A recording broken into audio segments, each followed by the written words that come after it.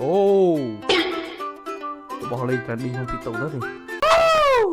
សួស្តីអ្នកគ្នាជួបគ្នាមួយខ្ញុំទៀតហើយស្ដាច់ unboxing ឥឡូវគឺដូចរាល់ដងអញ្ចឹងគឺខ្ញុំ unboxing ឲ្យវ៉ាន់តែខ្ញុំបានកំងម៉ូទៀតហើយតោះមកចាំយូរទៅមើលរូបរាងវាអស់គ្នារដងស្រកកាត់តែនេះម៉ូគឺបើកយកដែរតែនអ្នកគ្នានេះគឺជាអាប្រដាប់លេងដែលគេល្បីនៅក្នុង social media ដូចគេលេងពីរនាក់មានអាវងមូលនិងខ្វែងគេហៅខ្មៃគេហៅលេងអីលេងកាលខ្ញុំនៅរៀនហៅលេងក្រងឯងកាលនោះខ្ញុំមានអាបោះលេងចឹងគឺក្នុងសភៅគូខ្វែងនឹងវងមូលអង់គ្លេសគេហៅថា tic tac toe អូគេតាមអស់គ្នានៅក្នុងនេះគេឲ្យដូចជាបតងមួយដែរដូចយើង view ដូចបដើមពីណាទៅអូនេះនៅនេះគឺគេមានប៊ូតុង3បងប្អូនបានឃើញហើយមានប៊ូតុងសលេងប៊ូតុងបិទបើកហើយនឹងមនុយតោះខ្ញុំសាក់ចុចបើកមួយមើលប្រូវាឲ្យយូរព្រមមួយខ្ញុំបានឆែកថ្មជប់ឆែកថ្មមើលសិនតោះ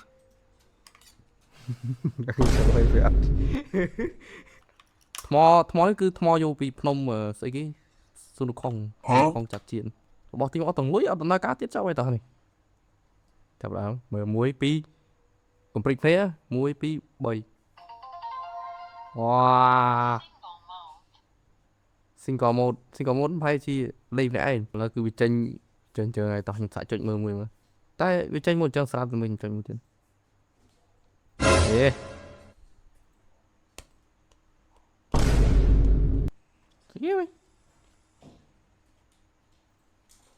ជប់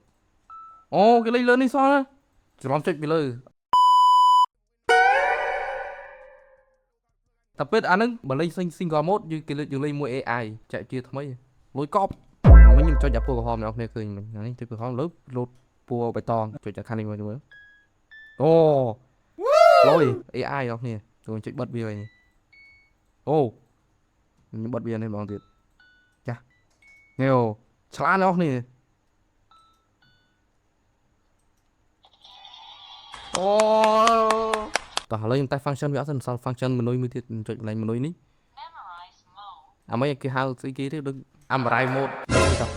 អ្នកគ្នាចូលបានឲ្យបានល្អសប្បាយ complete check out អាប្រាប់លេខមួយនេះគឺខ្ញុំ rate ឲ្យ10លើ10 nice អ្នកគ្នា rate ឲ្យប៉ុន្មាន complete comment នៅខាងក្រោមមួយហ្មងអូប្រដាប់កាត់กระดาษហើយមានរូបរាងច្រើនណាស់នេះសួស្តីអ្នកនរគ្នាជួបគ្នាមួយខ្ញុំទៀតហើយដាច់ unboxing ថ្ងៃនេះគឺដូចរាល់ដងអញ្ចឹងគឺយើងមក unboxing ឲ្យវ៉ាន់ដែលយើងបាន order មកពី Taobao តោះមកចាំយូរទៅមើលឲ្យវ៉ាន់អ្នកនរគ្នាអ្នកនរគ្នានេះគឺជាប្រដាប់កាត់กระดาษដើម្បីចេញជារូបរាងនៅនេះគឺមានដូចជារូបបេះដូងកាយរូបមេអំបៅអ្នកគ្នារូបអីអ្នកគ្នាដឹងអាចខមមិនក្រមបានអត់ដឹងរូបអីនេះតោះកុំឲ្យចាំយូរយើងទៅយកกระดาษមកកាត់ទាំងអស់គ្នាថាវាចេញរូបរាងដូចនៅក្នុងនេះអត់តោះអ្នកគ្នាមើលកុំព្រិចភ្នែកថាវាដំណើរការអត់ខ្ញុំអត់ដឹងទេដំបូងខ្ញុំស្មានថាអាគេបោះត្រាពេលរំទុំបាទ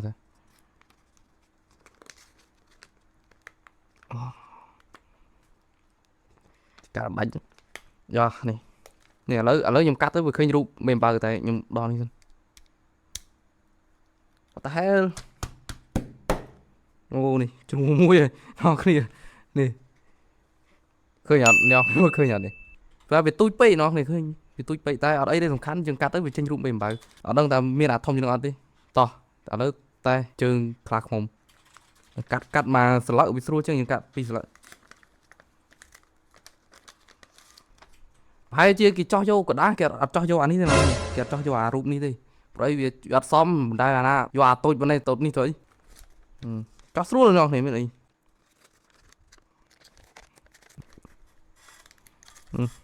រូបផ្កាយរូបព្រិល